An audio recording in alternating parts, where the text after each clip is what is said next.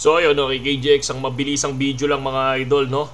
So okay, so eto, sabi nito ni Enrique, no? Sabi niya, good morning sir, sana sir lagi mong i-update yung analysis mo kung babagsak ba or pataas. At saka sir, naka-page TP, na naka-lagi TP ako nung sinasabi mo kapag bababa, ano to?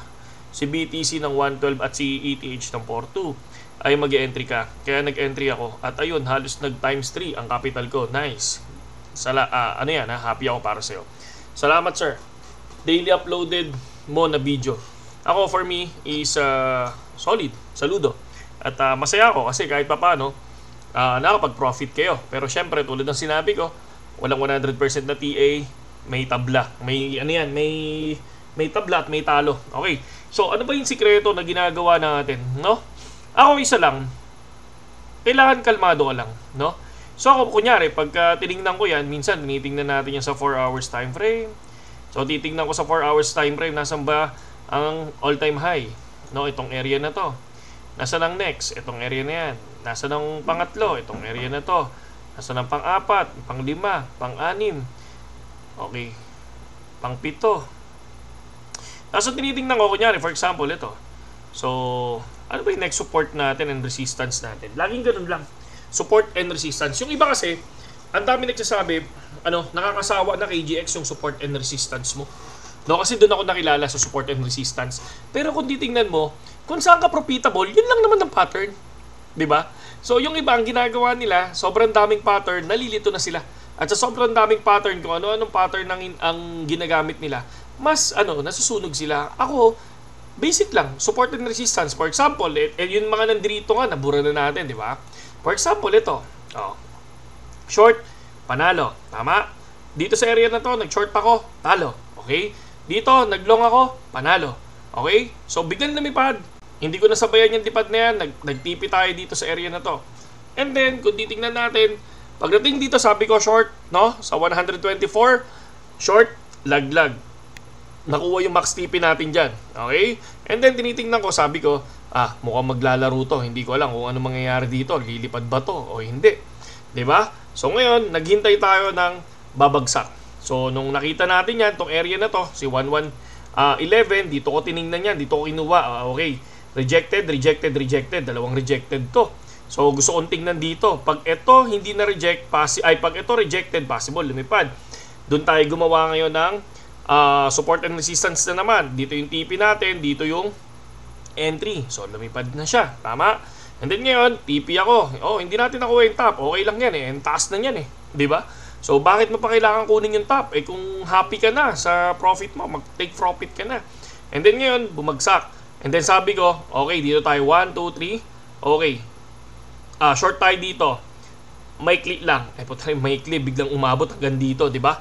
And then tayo ngayon, sabi ko, okay, so wag muna tayo mag-entry. Kuha tayo ng support. Ito yung kinuha natin dyan. Si 112. Ito, tong area, ito pala. Si 112, yan. Ito, tong area na yan. So, kinuha natin dito yan. Okay?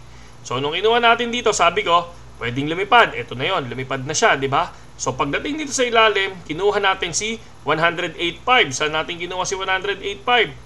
Ayun, dito sa dulo yan. Hindi.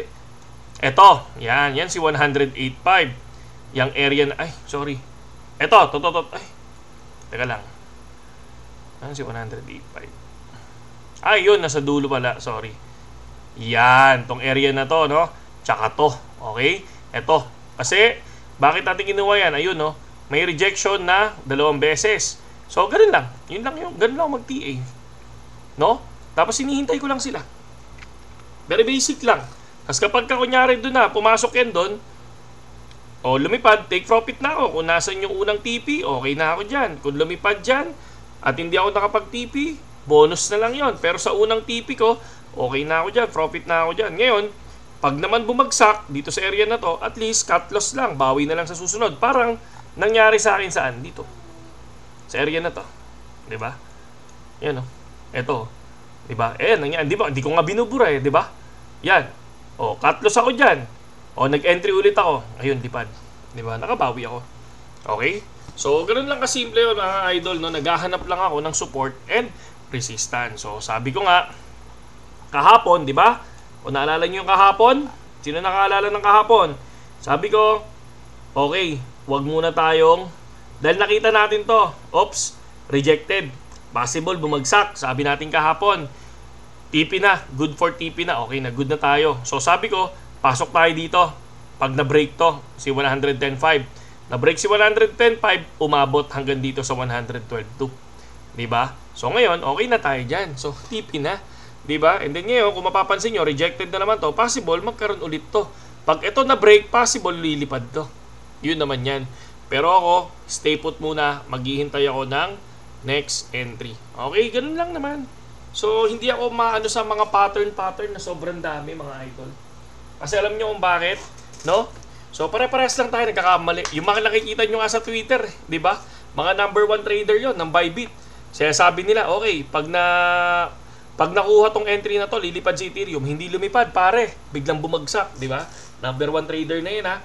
Oh, di ba? So, ewan ko lang ha kung sino pang magagaling sa Pilipinas na talagang kayang mag-TA, no? So, marami diyan, sobrang dami, pero may marami din peke, di ba? So ako, ang pinapakita ko kung ano yung pinag-aralan ko sa sarili ko, no? Na hindi ko tiningnan sa iba kasi marami diyan yung iba, no? Nanggagaya lang naman ng TA, no? Bakit nanggagaya ng TA tapos ang gagawin, kunyari TA nila. Okay? So, yun lang mga idol, ha? Tingin nyo, sa gulo nitong drawing ko, sinong pinaggayahan ko niyan, di ba? Isa lang, manok. Paanang manok. Okay? Saludo.